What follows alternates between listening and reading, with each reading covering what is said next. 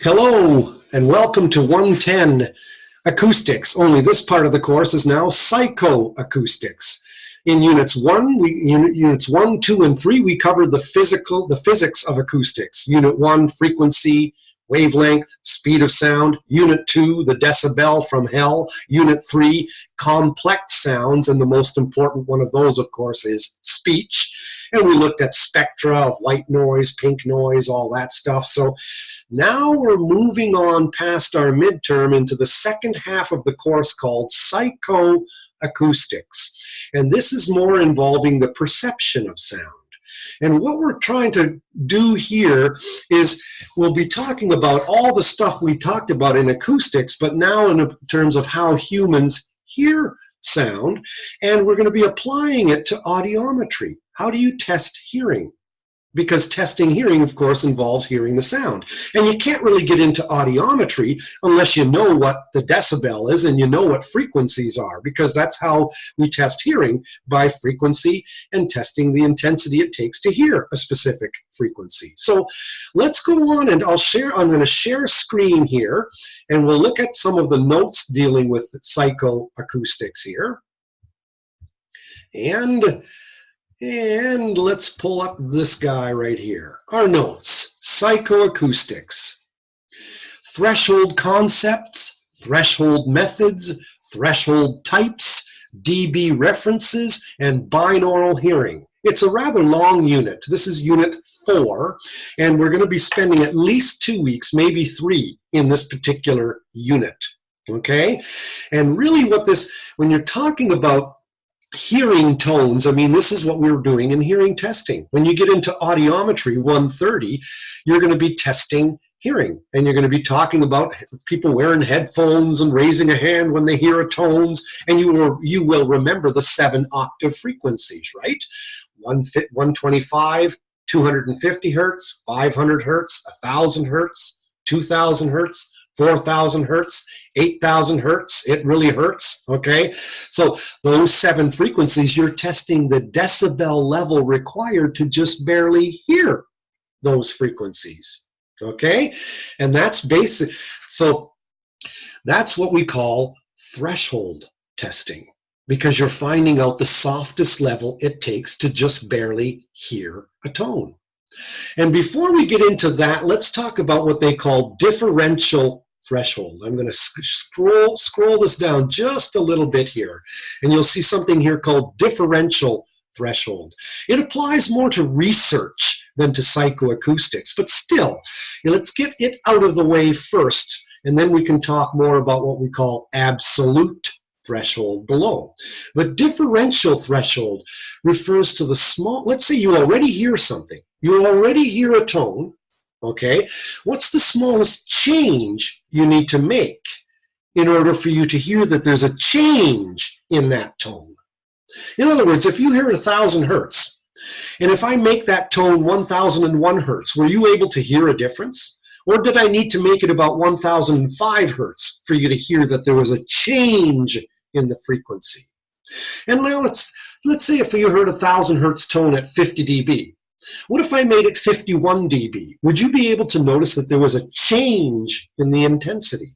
Or did I have to make it about 55 or 60 for you to notice that there was a change in intensity? Okay? And they call that just noticeable difference, as you will see here. JND, or sometimes difference Lyman for intensity, difference Lyman, JND, difference Lyman for frequency, okay?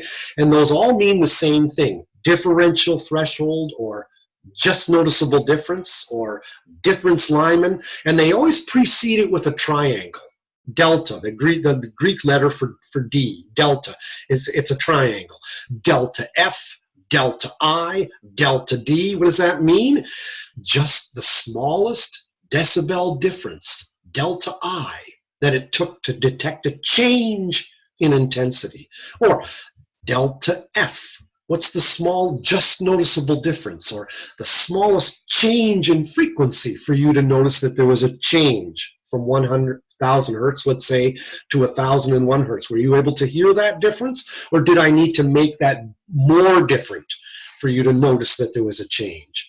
And then you can have a JND for duration. See, there's one for each of the dimensions of sound. What's the smallest change in time I needed to make for you to notice that there was a change? Okay, so think if you heard a tone like da, da. Did you hear two tones? Da, da. Did you hear two tones? Da, da. Okay, how small could I make that gap before you no longer notice that you even heard two tones anymore, that you couldn't hear the gap anymore? Okay, so these things are done by research. They're not done by us. But there's something important to take home here, and that is with cochlear hair cell damage that you've studied in 120 in anatomy. With hair cell damage, you need bigger changes to notice a change. It's like your comb doesn't have 100 teeth anymore. It's got it's got fewer. Your piano keys got wider. You don't have quite the fineness of, let's say, frequency resolution. You don't hear that clarity of hearing anymore. You need bigger changes for you to notice that there's a change in intensity, or you need a bigger change in frequency for you to notice that there was a change in frequency. You've lost your frequency resolution. It's like your radio's turned a bit between channels. You have difficulty, and I'll stop sharing here for a second, you have difficulty distinguishing between frequencies that are really close together. You can't tell the difference between 1,000 hertz, 1,001, 1,002, 1,003. Now the frequencies have to be further apart. It's like 1,000 hertz, 1,010 hertz, okay? You need bigger changes in frequency for you to notice that there's a change in frequency. You've lost that fine tuning. And people who wear hearing aids have exactly that. They complain about listening in background noise, listening to speech in background noise. Their biggest complaint is background noise. Even when they're properly aided, they still complain about background noise so much. Why? Because they're losing frequency resolution. They're losing the ability to distinguish between frequencies that are close together. And that's because the traveling waves inside the cochlea are more broad and rounded. They're not sharp and amplified by those outer hair cells. Remember that in anatomy? Anyway, back to this. Differential threshold is used in research. It involves 3 different dimensions. You can get the smallest change in intensity over time, or intensity, to notice that there's a change, the smallest change in frequency to notice a change, the smallest change in duration to notice a change. Those are all called delta F or JND, just noticeable difference, or difference Lyman. All the same things, synonyms. Differential threshold. Stop or start sharing here again, and we'll take a peek here. Okay, let's move down to absolute threshold. Because this is what we are doing in good old clinic. This is what you will be doing in 130. This is what you will be doing in audiometry. Putting headphones on people and having them push a button or raise a hand when he or she hears a tone. Okay? That's called absolute threshold. Did you hear something or did you not? When you're hot, you're hot. When you're not, you're not. Read what it says. Absolute threshold, the main type of threshold for clinical audiology. It's the smallest value, the smallest intensity that it takes for a listener to detect. Did you hear it or not? Contrast that to differential threshold, which means you've already heard the tone, you hear it, you're just measuring what's the smallest change I need to make for you to notice a change in the frequency, or the smallest change I need to make in intensity for you to notice a change in intensity. Absolute isn't doing that. Absolute is looking at, did you hear the sound or did you not? So the softest level it takes for a person to report that he or she heard a sound. Routine audiometry. Now, threshold, okay? It involves signal to noise. I'll stop sharing here because look at what it says here. Threshold theta, okay? Theta is the Greek letter for TH. There it is, theta. A circle with a line through it. It's a shortcut way of writing the whole word threshold. So differential threshold is for research. Absolute threshold is for us. Okay, that's what we are doing. And it always involves listening to a tone, the signal, buried in noise. Okay, the noise, what is it here? Client is always listening to a signal, the tone, and whatever it takes to just barely hear the signal is called your threshold. And whatever interferes with your hearing that tone is called noise. Now think about it. If you have great hearing, you can hear all the way down to 0. Okay, let's say you can hear all the way down to 0 decibels. If I give you a 50 decibel tone, yep, you're going to hear it. That's easy. Beep. Yep, I heard it. Okay, but if I make the tone now 5 decibels, and your hearing is 0, you can hear down to 0 decibels, but I make the tone 5, you're going to have a heck of a time hearing that. You're going to be, I think I hear it. And maybe when the tone was presented, you burped. Oops. Or maybe you swallowed, a little bit of noise, okay? Or maybe your shirt rubbed against your neck, your collar, or something, because you're trying to hear that signal. It's really soft. So whatever interferes with your hearing that signal is called noise. And you know what? That noise, I'm going to say it's in quotes, because that noise doesn't have to be another sound. That noise can be your inner confidence, your attitude, the instructions that were given to you. You know, like, yeah, raise your hand whenever you hear the tone. Rather than, or instead, maybe you might want to say, what's the softest level it takes for you to just barely hear the tone? Even if you're not sure, guess, okay? Maybe there's a language barrier. You didn't quite get the instructions. What are you really supposed to do? Raise your hand when you're sure you hear it, or raise your hand even when you're not sure you hear it, okay? So there's all kinds of stuff. Maybe your confidence went down.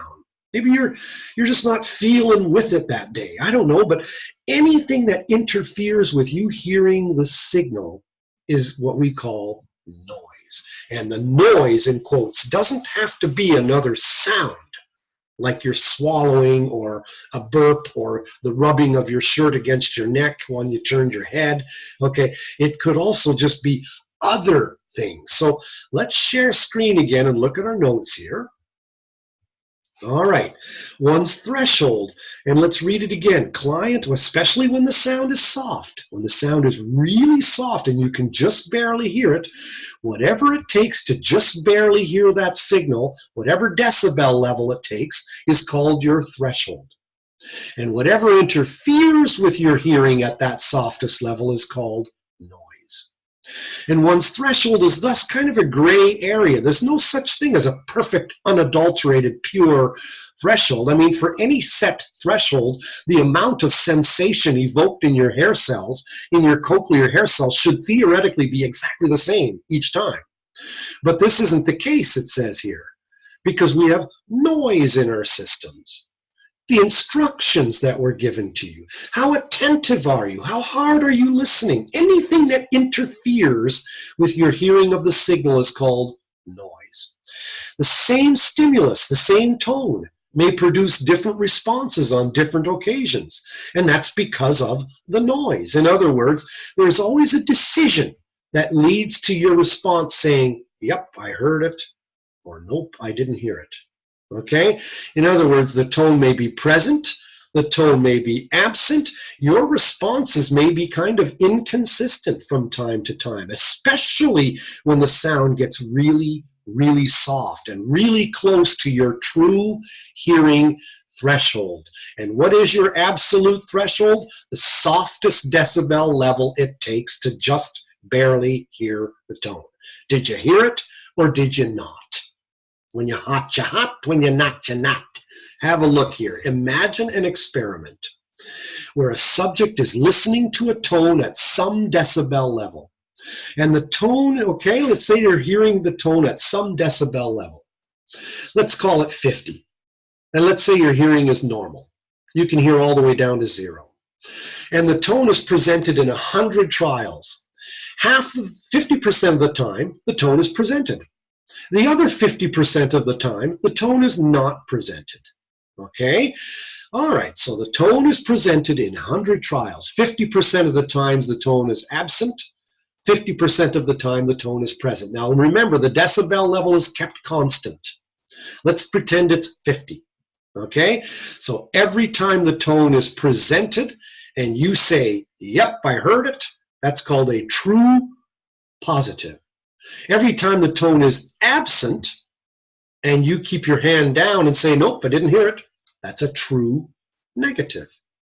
If the tone is presented the second time, and this time you keep your hand down because maybe you brushed your hand through your hair, or maybe you swallowed, and the noise of your swallowing covered up your perception of that tone for a split second.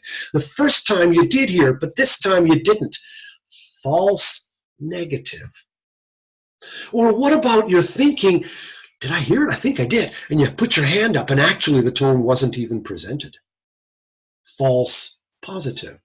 So those are the mistakes. True positive, true negative. True positive, tone is presented and you said yup. True negative, tone was not presented and you said nope. False positive, the tone was absent and you said yes. Or false negative and the tone was present and you said no. Well, let's look at a PowerPoint slide that might deal with that. Here, right here. Pretend the tone is at 50 dB and you've got normal hearing. Every time the tone is present, you're going to say yes. And every time the tone is absent, you're going to say no.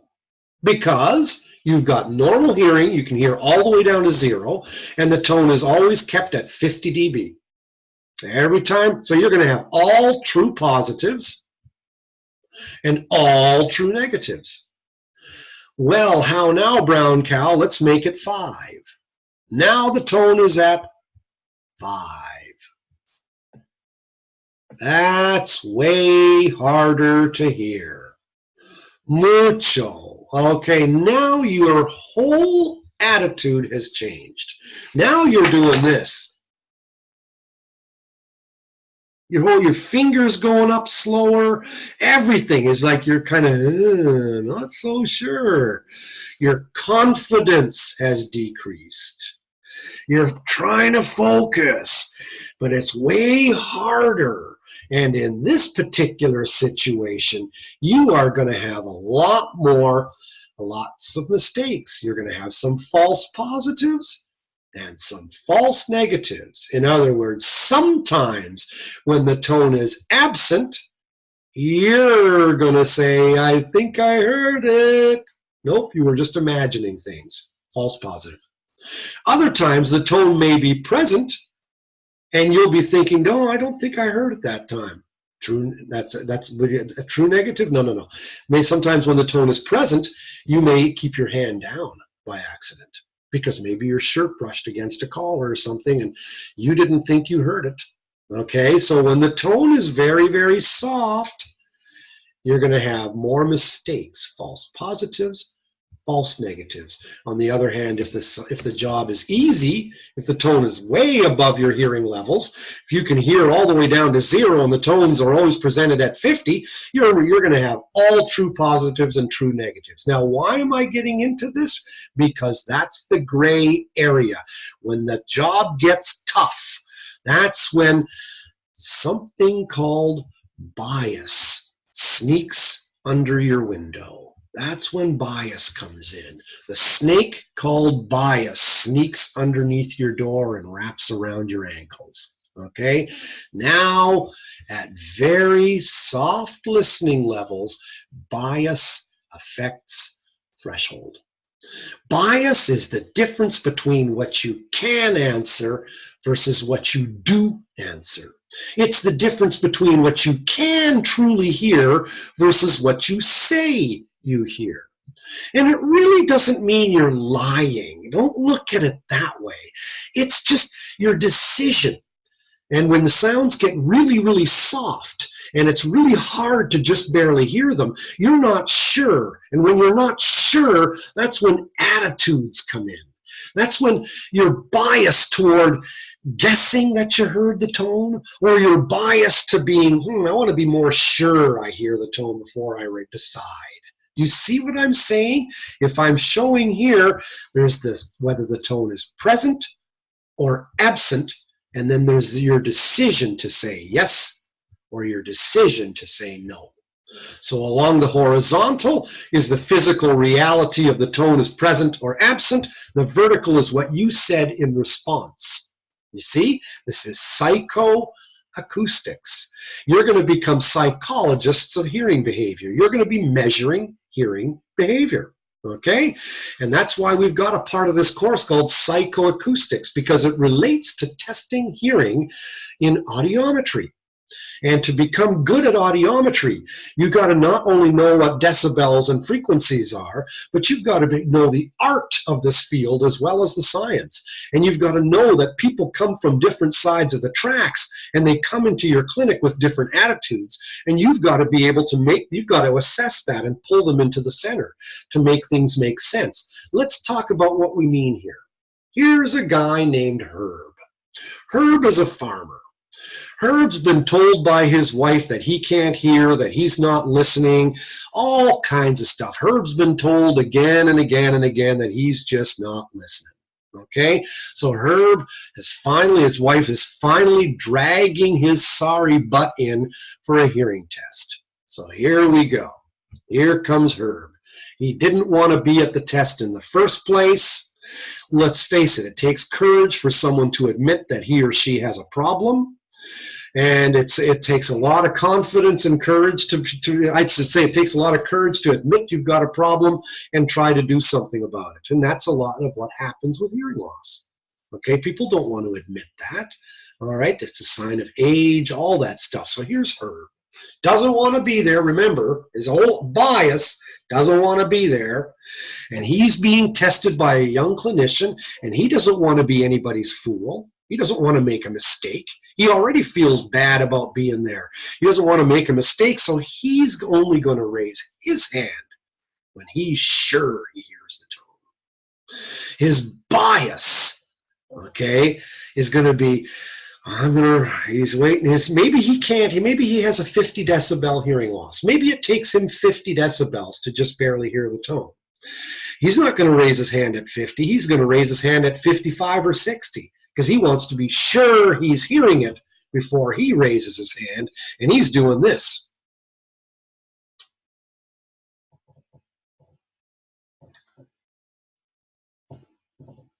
Or maybe, okay, he is coming from one side, and his bias is going to be toward false negatives. There's going to be lots of times when the tone was present, when he made a mental decision saying, I want to be sure I heard the tone. And so he's not really responding to the softest that he can hear. He's responding to a little bit louder than the softest that he can hear, because his bias is toward false negatives. Now take the opposite. Mrs. McGillicuddy, a first grade school teacher, retired, with her little white gloves on and her purse on her lap. And she used to give tests all the time. She knows what tests and quizzes are. She loves them, and she wants to pass. She wants to do well on the test. So she's sitting there raising her hand, even though the tone is absent. She's like a Las Vegas gambler.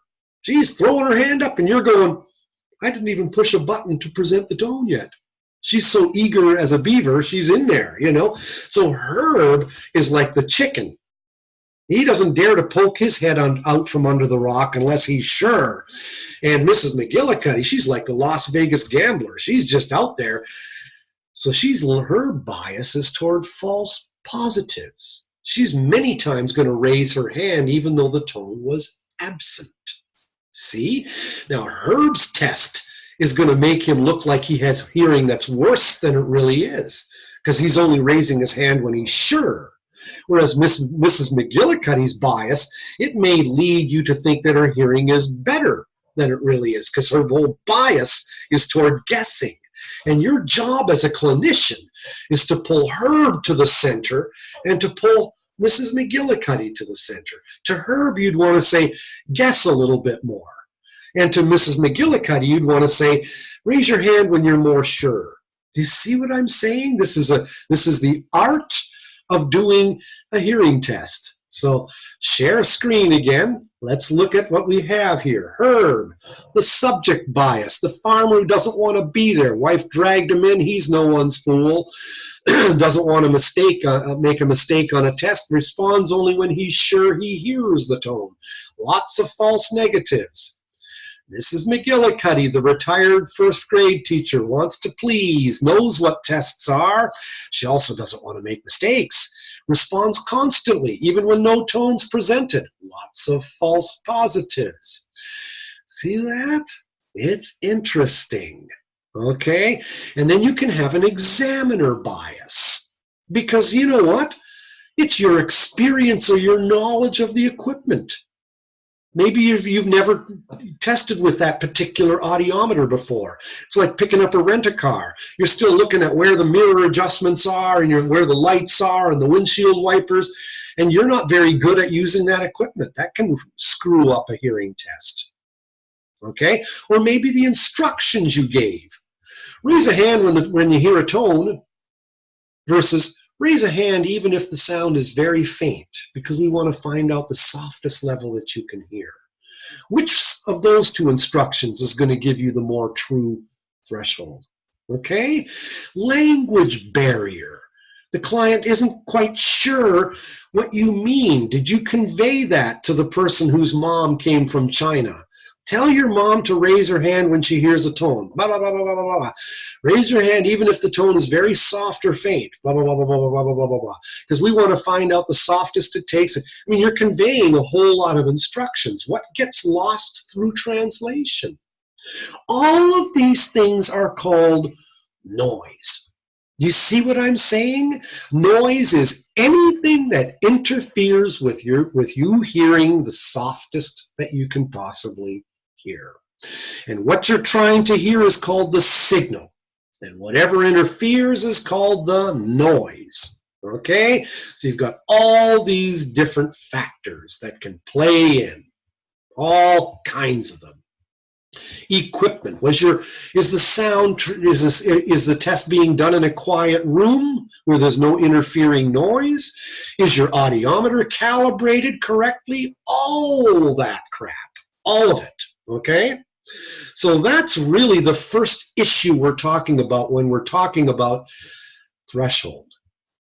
Okay? Listening to a signal buried in noise. And that's really buried in noise when the signal is very soft. Then it truly is buried in noise, okay?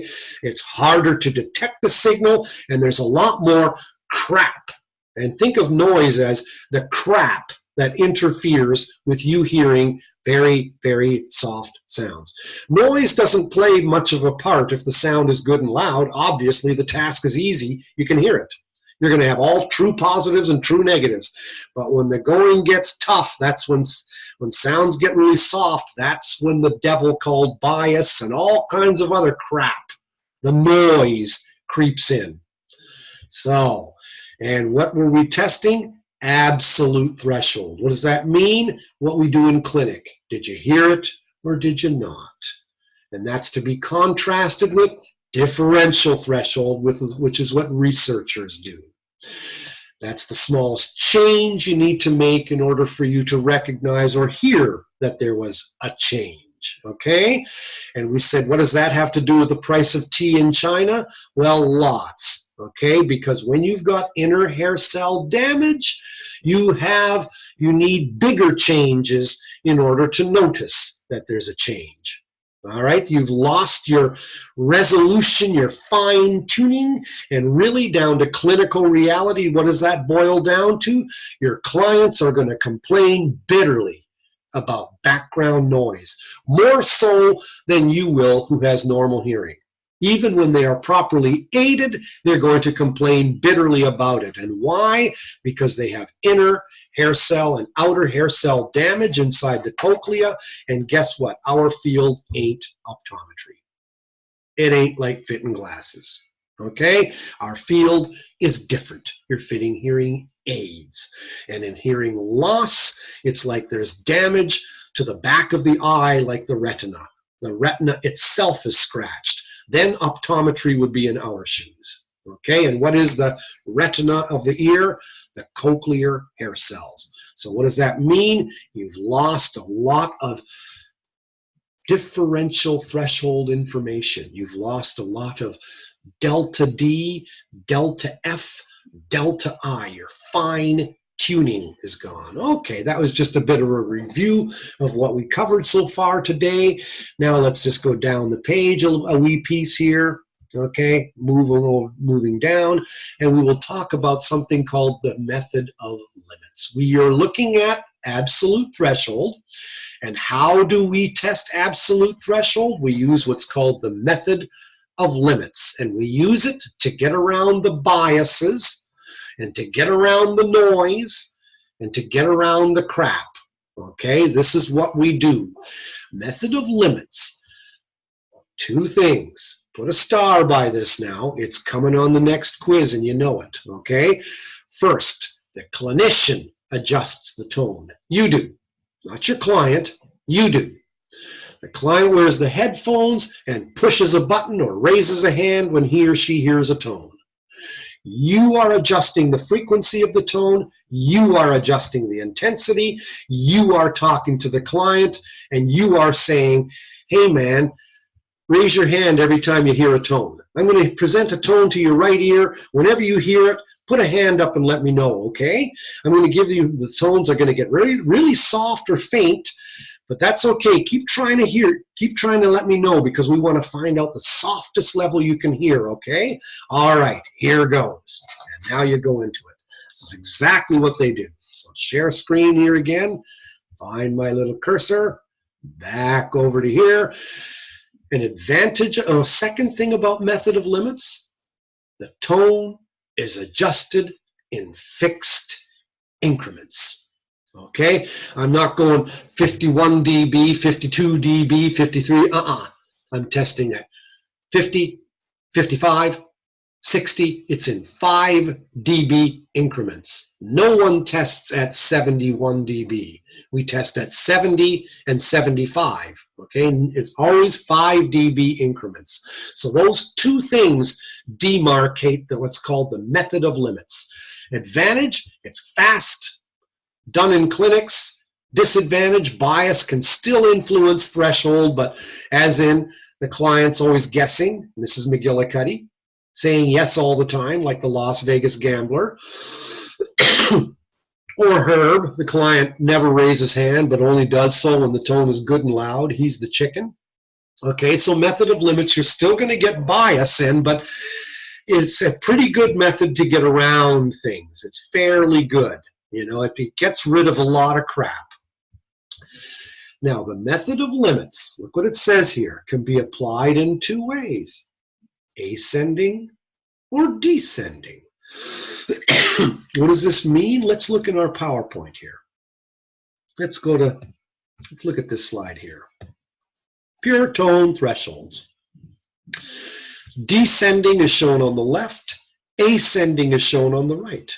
Okay, if I descend, let's say from 70 decibels, yep, you hear it, down to 60, yep, you hear it, down to 50, or I'll do it in fives.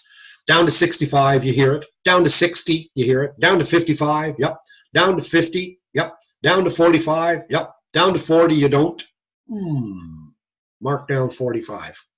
Okay, go to the right-hand side of the slide. 0 doesn't hear it. 5 doesn't hear it. 10 doesn't hear it. 15, 20, 25, 30, 35, 40, 45, 50. Maybe then the guy will hear, maybe 55.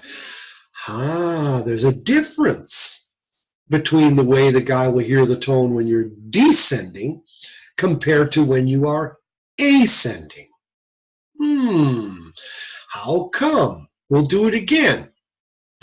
60, he hears it. 55, he hears it. 50, he hears it. 45, he hears it. 40, he doesn't.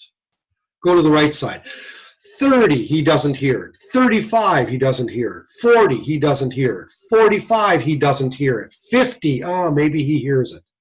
There's a difference. The descending threshold was 45, the ascending was 50. How come? The answer lies at the bottom of the slide. Because when you're descending, you know what to listen for. Ascending, you haven't heard the tone yet. You see? This is psychology. This is where psychoacoustics comes into the picture. Psychoacoustics sits right between acoustics and audiometry. It sits right in the middle. I'm going to show it to you. I'll stop sharing it. Psychoacoustics sits right between acoustics and audiometry. My head. Okay? Psychoacoustics is right in the middle. And that's why we're looking at this stuff today. Because in 130, you'll be studying audiometry and doing the stuff and looking at the audiometers and all that stuff. But in this particular course, you're learning what threshold is. What is that? In audiometry, you're finding thresholds, but here you're learning what threshold is. I guess, and that's kind of, and how is it tested? In audiometry, you'll learn more about the specifics, but here you're learning about absolute threshold. How do we test threshold, and how do we do it? We use both ways, a descending and an ascending, because they give you different responses because of that psychology. So here you go. Next slide. There were two guys who lived in two vans down by the river. One was called Houston, the other one was called Westlake. In the 1950s, that's like 70 years ago, it's where they figured out that you should really combine both procedures. You should descend in 10 dB steps until the listener no longer hears the tone, and then ascend in 5 dB steps until the client does hear the tone. And when the tone is heard at 2 ascending steps at the same level, we'll call that threshold. So let's do an example together. Present the tone at 70. Yep, I hear it. Down to, what do? If the person hears it, go down by 10. Present it at 60. Yep, I hear it. What do? Descend by 10. Present at 50 now. Yep, I hear it. What do? Go down by another 10. Go down to 40. Nope, I don't hear it. Go up by 5. Nope, now I'm at 45. Nope, I don't hear it. Go up to 50. Go up by 5 to 50. Yep, I hear it. Okay, that's one ascending response at 50. Go down to 40. I don't hear it. Go up to 45. I don't hear it. Go up to 50. Yep, okay, that's my threshold. Okay, so 2 ascending responses at the same decibel level is called threshold. And audiometrists, audiologists and HISs, do this at each frequency. You start at 1,000 hertz. You start at around 70. Does the guy hear it? Yep. Go down to 60. Does the guy hear it? Yep. Go down to 50. Does the guy hear it? Yep. Go down to 40. Does the guy hear it? Nope. Go up to 45. Does the guy hear it? Yep.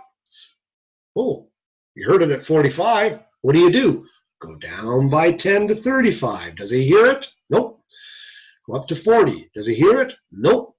Go up to 45. Does he hear it? Yep. Okay, 2 ascending responses at 45. Threshold with a line through it. Okay, that's threshold. Let's do another example. 70. Does the guy hear it? Yep. 60. Does the guy hear it? Yep. 50. Does the guy hear it? Nope. What do? Go up by 5. 55. Does the guy hear it? Yep. What do? Go down by 10 to 45. Does he hear it? Nope. Go up to 50. Does he hear it? Nope. Go up to 55. Does he hear it? Yep. All right. So let's look at our slide here and make sure we understand this. Let's just take a peek at it. What are the rules? You descend in 10 dB steps until the client no longer hears the tone.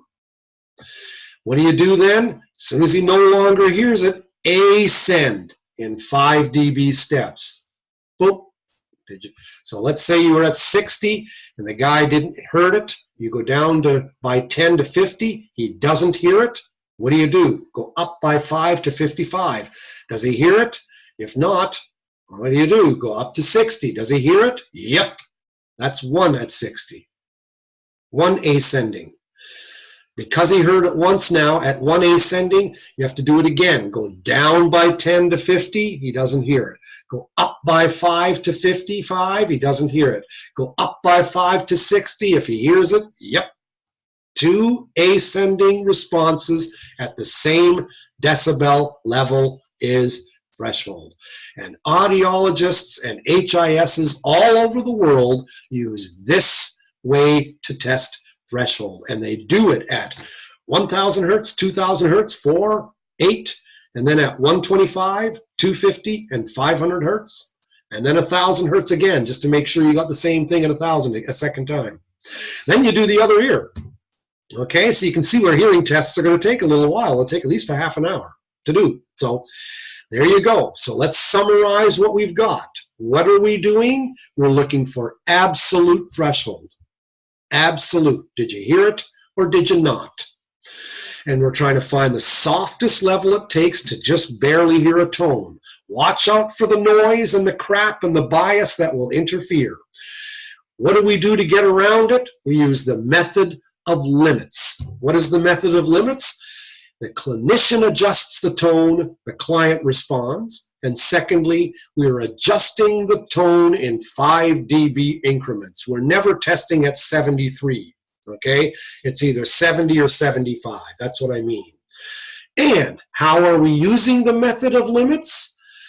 The Hewson-Westlake ascending, descending approach, whereby when the client hears it, we go down 10 dB, present again. If he hears it, go down until he no longer does hear it, and then you go up by 5, does he hear it, and up by 5, does he hear it, and 2 ascending responses at the same ascending decibel level is called threshold for that tone. Pretty cool, huh? All right. Psychoacoustics. Look what we've covered now. Ascending, descending approach. Here it is spelled out again. Put a star by this. This is the Hewson-Westlake ascending, descending approach to testing hearing. And that's really the main thing that I wanted to cover today. It's the threshold concepts. Now, what are we going to be doing later on in this particular unit? We are going to be covering something called minimal audible field, and then we're going to be covering something called minimal audible pressure. All right, and then we will be moving on to look at what they call psychometric functions. And then we're going to be talking about 3 different decibel references.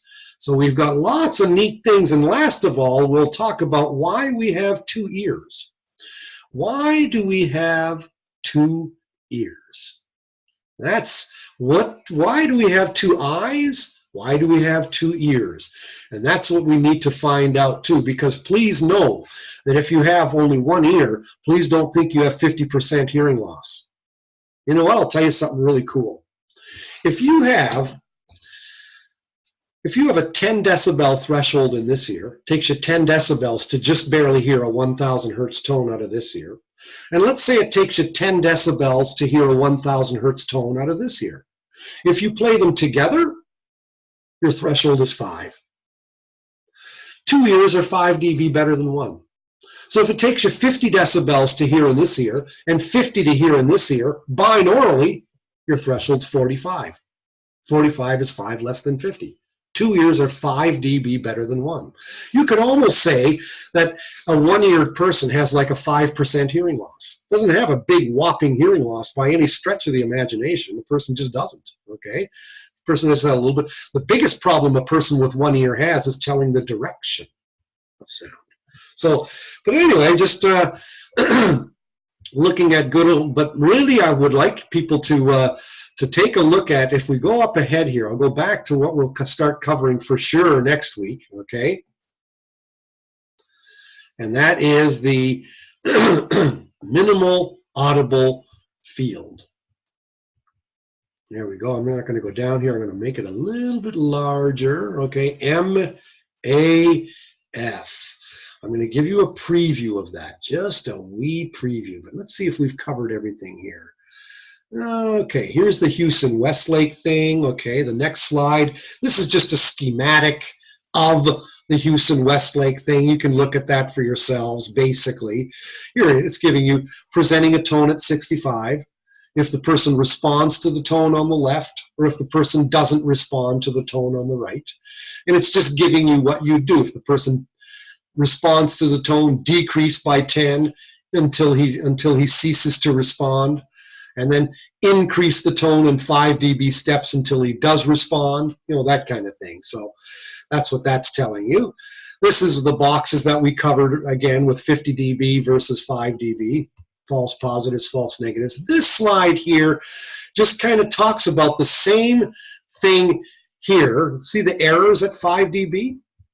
Here's 5 dB right here. And here where they're at 50 where there's no errors. Well, look at this slide here, and it'll kind of take it home. It's just kind of another way to look at it. The same thing. I'm not even going into new area. We're just looking at something from a different perspective. And then we'll call this session a day, okay? Look at the horizontal axis. You can call that degree of hair cell sensation in your cochlea. Okay, how much did were your hair cells ding-a-ding-a-ding-a-ding, or how much were they active? And call the vertical axis percent of the time. Okay, if I draw this, if I make it closer, I'm going to pull this guy up here. Let's say I'll make it full screen here, and look at the bottom here. See how that's shaped like a bell? Whoa, this slide here. Look at the bottom left where my cursor is. You can look at it this way. Okay, a teacher in a class. The students could have A's, B's, C's, or D's. And how many of the students had A, B, C's, or D's? That's a bell curve, right? Look at this bottom one here. So a few students had A's, lots of students had B's, lots of students had C's, and a few students had D's. Okay, that's the way to read what I'm showing here. Now, if a tone is good and loud, okay, this is what's happening in your ear when no tone is presented. Okay, so you've got call this amount of hair cell sensation in your ear. And your ear is alive, so there's always some amount of hair cell sensation going on. Even when no tone is presented, your ears are alive, okay? So there's a bit of a range, if you can follow my cursor. There's a little, to a lesser and greater degree of hair cell stimulation because your ear is alive, even though no tone is presented. But if a louder tone is presented, you're looking at the dotted line. Okay, now you can see that there's a lot more hair cell stimulation. There's still a variation, but see how this bell curve doesn't intersect with that one? Okay, that's just like saying, that's like this. Okay, no mistakes. There's just true positives, true negatives. Every time the tone was heard, you raised a hand. Every time the tone wasn't heard, you didn't. Okay, but if we make the sound soft, look at the top. Okay, now the two bell curves are really intersecting. Now you've got lots of errors. You've got lots of intersection, and the error stuff is right here. Okay, that's what I mean.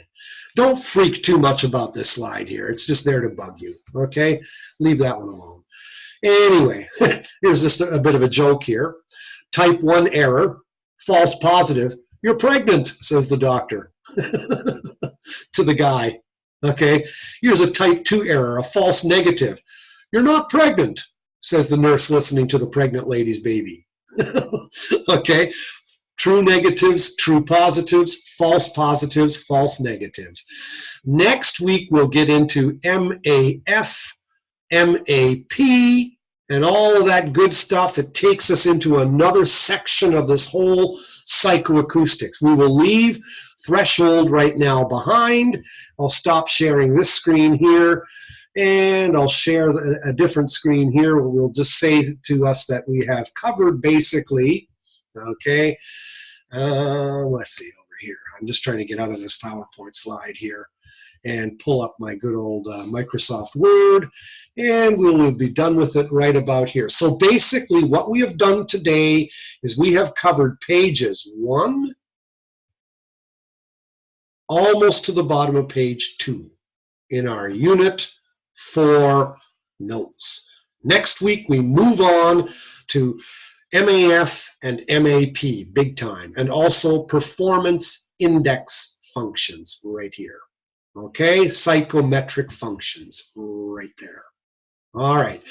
Anyway, summarizing, we've done enough of that too. Differential, absolute, the concept of threshold with false positives, false negatives, true positives, true negatives, the method of limits, the Huson-Westlake ascending, descending approach, and I think that's good enough coverage for today. So I will stop sharing and bid you live well and prosper. See you next week. All right. Bye-bye for now.